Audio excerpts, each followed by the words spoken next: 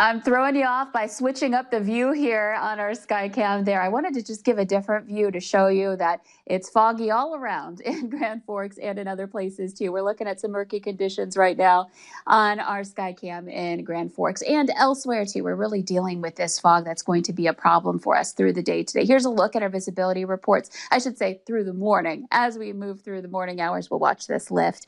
And you can see it's starting to brighten up a little bit. The sun is starting to come up. We'll see it in about 20 minutes or so, and we will see the sky brighten up. We may not see the sun given the fact that we're dealing with visibility that's pretty low. We're down to 0 in Valley City right now. In Oaks, we're at 0. Cooperstown at 0, so is Langdon.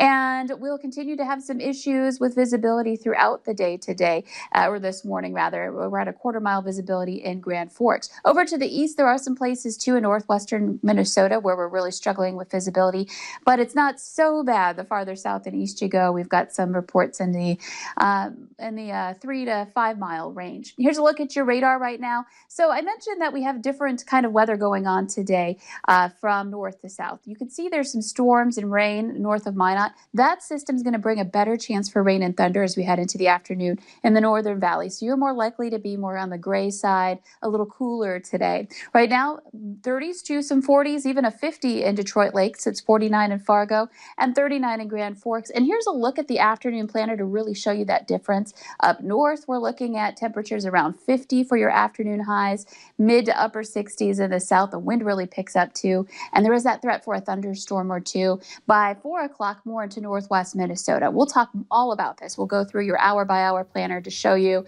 when and where these storms might be impacting folks in the valley. And of course, we're going to look at those 80-degree temperatures we have in the extended planner too. All coming up in a few minutes. Looking forward to that. Thank you, Lisa.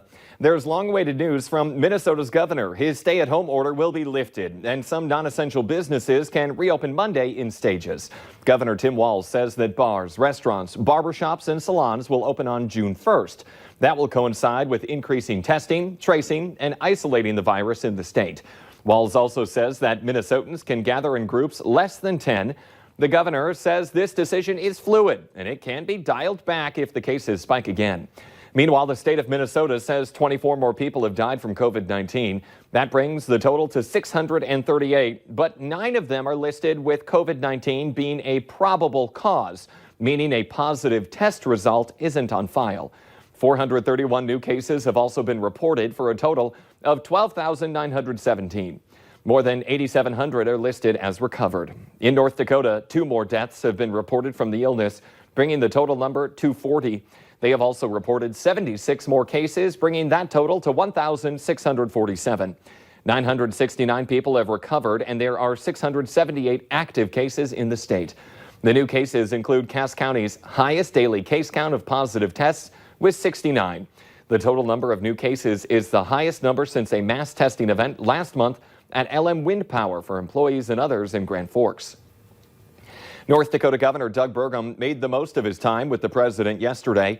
Burgum was in our nation's capital meeting with President Donald Trump to discuss the coronavirus and coordinated efforts with the administration. Well, first goal is gratitude. We want to thank the administration for the great support we've received as a state throughout this entire pandemic. And then secondly, we want to talk about some of the successes we've had here in North Dakota and share those successes, whether it's around testing, contact tracing, or how we've been focused on getting what we call the North Dakota Smart Restart, getting our economy going. Governor Burgum is also putting $195,000 of his own money into a political action campaign that has set its sights on defeating one of the most powerful members of the legislature and a member of his own party. The move to campaign against House Appropriations Chairman Jeff Delzer in the June primary has drawn criticism across North Dakota's political spectrum. Political and election law experts say such a move by a governor to oust a powerful member of their own party is unusual. Burgum is not commenting on this contribution. A rise in remote work could lead to a new suburban boom. With offices empty because of the coronavirus and more than half of employed Americans having had the opportunity to work from home, a vast majority want that to continue, at least occasionally. A new survey from Zillow finds 75% of Americans working from home would prefer to continue at least half the time. 2/3 of employees working from home are due to COVID-19 would be at least somewhat likely to consider moving if they had the flexibility to work from home as often as they want. With fears of a meat shortage and people being limited to how much they can buy, going to that aisle of the grocery store may have to look a little different for a while. The Valley Today's Abby Ferchner is live with NDSU's Meat Sciences Department to talk about low-cost options and what you can look for at this time. Good morning, Abby.